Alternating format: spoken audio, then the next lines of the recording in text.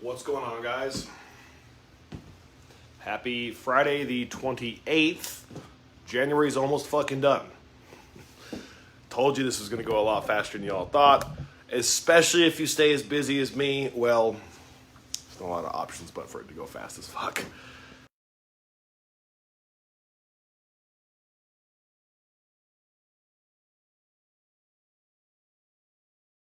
Well, just double checking here real quick. Sometimes I leave my Beats headphones connected and then people can't hear me, and I just want to make sure I hadn't done that today. Sorry about that little delay there. Want to talk. Had a printer, our stencil printer, explode on me yesterday. Snazzy as fuck, purple hand, whatever. So I want to talk about being like on the same page. Okay, this is beyond just family. When we think of like our familial unit in the house, I think that this is important in every aspect. I would like to define the word, at least in my vision, when I'm talking about family, as the people who you choose to share your life with. And the reason why I think that's important is a lot of people forget that blood doesn't really fucking mean that much. I know a lot of people who don't have meaningful relationships with their parents. I know a lot of parents that don't have meaningful relationships with their children. And okay, I'll tie the tie a little bit, honey. Thank you very much for keeping me in line there. Appreciate you. It's a Windsor tie. That's why it's large and loose. Killing me, Smalls. Anyway, see, now you done fucked up my whole shit. At any rate, moving forward, when you're talking family, you're talking really specifically the people who you choose to share your life with. It really don't mean that much when it comes down to it for like us to remember that we choose who we spend our time and energy on. I know a lot of people, again, that like have children but don't really spend time and energy on them. And your children want your presence, not presents, and they certainly don't need you to ignore them in favor of your phone and just let their fucking telephones and friends raise them. So, let's talk about this also too in context of business. I think the people who you choose to do business with, the people who you choose to have as your family, as far as your finances, the people you do business with, your clients, everybody that I fuck with, I look at like family. Everybody. Because I want to treat people like they fucking matter to me, and family should be treated like they fucking matter. Period. All right? And let's, again, take this into context. Have you ever noticed, like personally for me, if I'm not right with my significant other, if I'm not right with my spouse, however you want to define that, man, my head is fucked off. I've been struggling really hard with like custody stuff with the mother of my children. And man, that fucks my head all the way off. And I don't notice how bad it is until something gets right with something. And then I'm like, oh shit, man, I've been fucking like feeling like I've been running at half capacity. And so what I want to really like drive home the point today is that we need to bring our best selves to the table at all times. And me and Lacey have been taking these personality assessments with Eric Thomas's program. It's called a DISC assessment. I hella recommend that anybody that's interested in knowing more about themselves, check them out. But you got to be honest. Don't try to like put what you think people want to hear. Just be honest. Who you are and how you do things.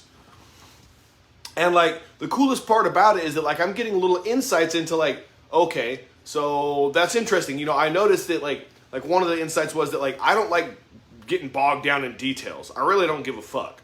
I just want to know what, when, where, and how to do it, and I'm done. Like you don't need to describe to me the minutia of how it works. And I notice that when it told me that, I was like, damn, when people start overly describing how to do something, I check the fuck out. And it's not that I like them trying to be a dick, but it is what it is. Like my brain isn't fucking interested in that. My personality type is not interested in stuff like that. It's called a DISC assessment, D-I-S-C, DISC assessment. All right. And, like personally, you know, my two high personality traits, and also Lacey's incidentally, are that we like to be like influencers and inspirers, Like, we're people, but mostly that we like to be the driver of any situation. Like, we just get shit done. We're like, I'm the type of person that if you, Lacey dropped the website right here below. I'm the type of person that if you want to get something fucking done, just tell me what needs to get done, and I will go smash it the fuck out. There might be some type of like aftermath, there might be a cleanup crew, but you can rest assured the shit's getting done on the spot. Okay? That's kind of somewhat irrelevant to what I'm talking about, but the cool part about it is that I'm getting to know myself more and I'm getting to know Lacey more because I'm reading her assessment along with her. We're both taking this course together. I think it's a really cool opportunity to get to know one another better. But it's like, we both had some times as we were reading about ourselves that I was like, ugh, okay. That's why I get so impatient with you so quickly when you do A, B, or C, and vice versa, why you get so impatient with me when I do C, D, or E. And it's like, okay, now I know how if I want to communicate something to you, rather than trying to communicate to you how I have the tendency to communicate, I'm going to try to find an overlap on the way I communicate and the way you listen and use that to do it. So we get on the same page, because the reality is, honestly speaking, I think that most of us in relationships are on the same fucking page. But we're not communicating that shit effectively. They said something in this course that I was like, damn. Like, you know, that relationship is all about communication. And everybody's heard that shit. But they took it a step further. Relationships all about communication and comprehension. Okay? If I don't comprehend what you're trying to tell me because of my own personality traits and just the way I interpret information or prefer to learn things, that doesn't mean I disagree with you. And vice versa, if I'm not giving you the response that you're looking for because of your personality type, that doesn't fucking mean I disagree with you. I think we can agree that most parents want to raise good, respectful children. But we differ in how we communicate about that. We sometimes might even differ on what we think good and respectful is. But I can't communicate with you about it if I can't have you feel respected and understood. And like Lacey says here, even sometimes the dialect and the body language, we talked about that a little bit yesterday. All right? We talked about how yesterday, if I talk to you like this, open-handed gesturing, and I'm like gregarious and happy, it's so much easier for you to get the same way. But as soon as I start, you know, like, it's going to be a lot harder for people to be interested in hearing a message I'm having to speak to you when my message is, by my body language, that anything you say back to me isn't going to get heard and that I just want you to fucking understand what I'm saying and fuck everything else. Even though that might not be my intention, that is what this type of stuff says. That's what, or like, even as hard as it is for me, because I am a very animated person, man, sometimes something will happen and I'm just like, oh, fuck. And like, immediately your response is, fuck, man, this guy's going to be an asshole right now. Even if I turn around and be like, man, I'm so sorry that happened. Like, it changes. And so I always talk about how important it is for us to bring us to the table as the best version of ourselves. How important it is for me to be the best dad I can be from time to time. From every time, if that makes sense. Like, moment to moment, I need to try to bring the best dad to the table when it comes to my children. And when it comes not to my children, because I need to be making decisions in context of understanding that they are affected by my life and decisions. All right?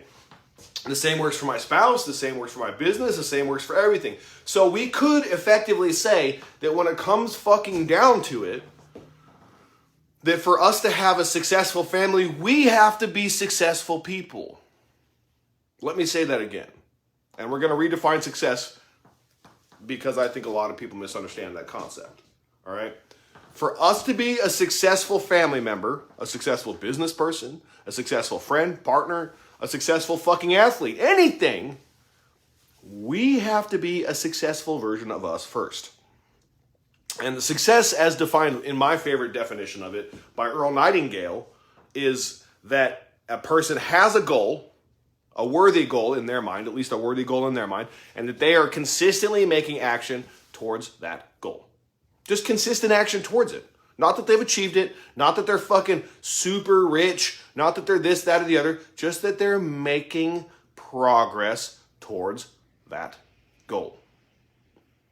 Right? Okay. So, let's take this into context. You're having an argument with your spouse, all right? Who knows what the fuck it's about? It doesn't matter because all the arguments we ever have with our spouse are just about, literally when it comes down to it, just not seeing eye to eye. A miscommunication is 100% of the time the problem. Well, miscommunication or expectations, and let's throw in a third one. Maybe somebody has gone far outside of what the boundaries of somebody else's boundaries are, you know? Okay, which would be like, I'd say disrespect kind of a thing, all right? But when it comes down to it, most arguments between significant others, I'd say most arguments are about money. Most arguments are about jealousy. Most arguments are about how we're going to raise our children. And I'd say that those are probably the top three. Straight up. All right. Now, what if instead of being angry at our partner for them not understanding us, we recognize that maybe they do understand us, but they have a different way of understanding us than what we do? Okay. What if we tried to meet them on their level and they in turn tried to meet us on our level? Now, I talked about this again yesterday. When you stop holding your fucking hand out and waiting for somebody to fill it with something and start giving, you get in return. It's the law of universal compensation, the law of return. The law of increasing returns also applies to this as well. Okay? So, let's talk about this. If I give you more understanding, more attention, and more just in general of the best version of me, attempting to be on your level as I humanly can or than what you expect, are you not going to try to meet me on the same level? Now, what I'm trying to say, though, a lot of people misunderstand this. A lot of people in the context of a relationship do everything for the other person. And if you're doing everything for your partner, you're dating a child. And I hate to say it like that, but literally, if you basically have to fucking wipe their ass and keep them fucking moving, get them up, and fucking you're responsible for them, they're being a child, you are currently enabling them.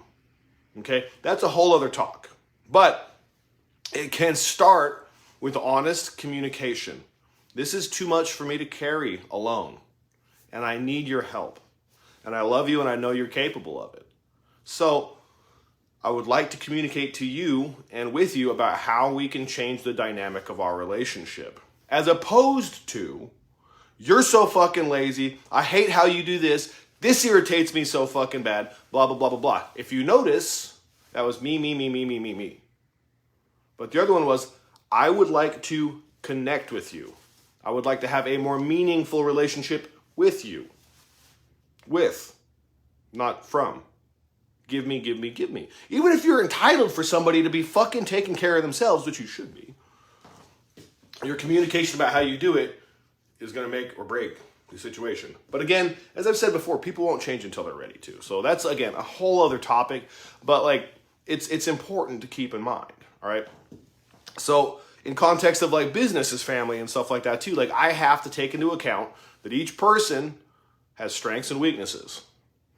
I have strengths and weaknesses. I have to play to my strengths and quit trying to fucking work on my weaknesses so much. We should absolutely pay attention to how we can better circumvent our shortcomings, circumvent our blind spots. However, I feel like I'm going to sneeze here. Whew. If we laser beam focus on them, in my opinion, in a major way, what we tend to do is actually exacerbate those things. At least for me, that's how it works for me.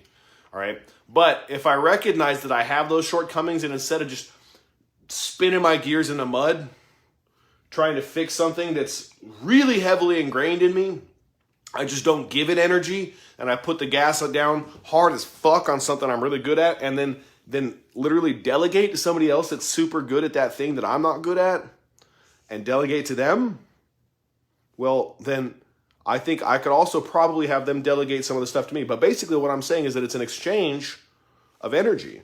And that's all family is.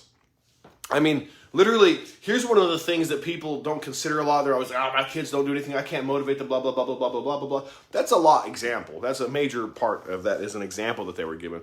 But more importantly, I don't think that there's ever anything in the fucking world that's more pure than a child's love to their parent. Not a parent's love to their child, because you were a fucking adult. You have expectations.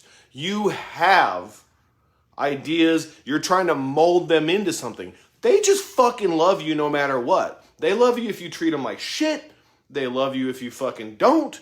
They love you if you respect them. They love you if you don't, especially as a very small child. But as they gain more and more understanding of the world, those things change. And I think that due to that, literally, just the purity of the love that a child gives their parent, even though they're needy, even though they have no sense of fucking personal space, even though they'll never ever stop and say, oh, I'm sorry, did I interrupt you? It's because they fucking love you so much they want your attention all the fucking time. They love you so much they just want to be up your fucking nose at all times. I think it's our duty to repay the purity of that fucking love by giving our best selves to them. By stopping holding back. By putting the gas down on what the fuck we're good at. Telling them about our shortcomings so that they can understand that they're going to have them too. To be so open and vulnerable about every aspect of family and every aspect of your life that they get to live by your example, because your children will follow your fucking example, not your motherfucking words. Quit doing this shit. Do as I say, not as I do. Don't do it in your business. Don't do it in your fucking marriage. Don't do it to your kids. And don't do it to your fucking friends. Nobody respects that guy, and you don't fucking either. So if you don't respect that guy, don't be that fucking guy. Okay? Just don't be that guy. Do what I say, not what I do. Simple. Nobody likes fucking hypocrites. So, what I'm saying is if we live authentically to those around us, man, this feels like I'm gonna sneeze so bad. I hate it. Oh, finally. Whew. So much better. All right.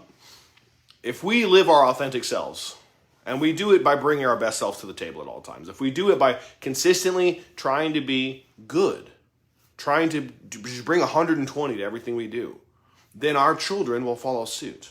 If we bring 120 to everything we do, then our coworkers will follow suit, and the people that don't will fuck off. Have you ever noticed that there's always a pack of haters around anybody that's fucking doing good? That's because those people fucking hate themselves so much that they cannot stand somebody else is doing something they know they're very well capable of. Okay? So the cool thing about that, though, is people that fuck with people that do good and work hard fuck with people like that. And they hang out with them and they want to hang out with them. And people that don't, fuck off. And they go talk shit together and fucking live in a fucking gutter somewhere together. Nobody fucking cares. It's their problem, not mine. But the people that respect you because you live how you talk. And one of my favorite things that I've ever been told in my whole life, and it was told by somebody whom, strange enough, I don't particularly respect a lot, but it was just such a powerful experience to have somebody say that to me. And I was like, damn, I don't care who that came from. That was a hell of a compliment. And they said, Justin, it's kind of wild, man. Like, you are exactly how you are around everybody. You don't change from person to person. You don't turn it on or off. You're literally the same all the time. And I was like, why wouldn't I be? It didn't occur to me that it was even a fucking option. But in retrospect, when I listen back on that, what I really get out of that was like, damn, this dude, like, is consistent. And I try to carry myself with respect. I try to carry myself with love and understanding and empathy. I also try to carry myself with strong boundaries. And everything I'm always working on at all times. But truly, when it comes down to it, we have to bring our best us to the fucking table. Because nothing else, nothing less will change the situations that we find ourselves in. And you can't very well ask other people to give 120 if you've given 70. Don't ask your spouse to give 120 if you've given 70. The reality is 120 is going to fucking vary from day to day, man. You might be sick and 120 is your normal 70. But I still expect you to give the fucking 70 that's the equivalent of the 120 while you're ill. And that's why certain types of relationships fucking succeed and those motherfuckers thrive. And that's why certain ones don't.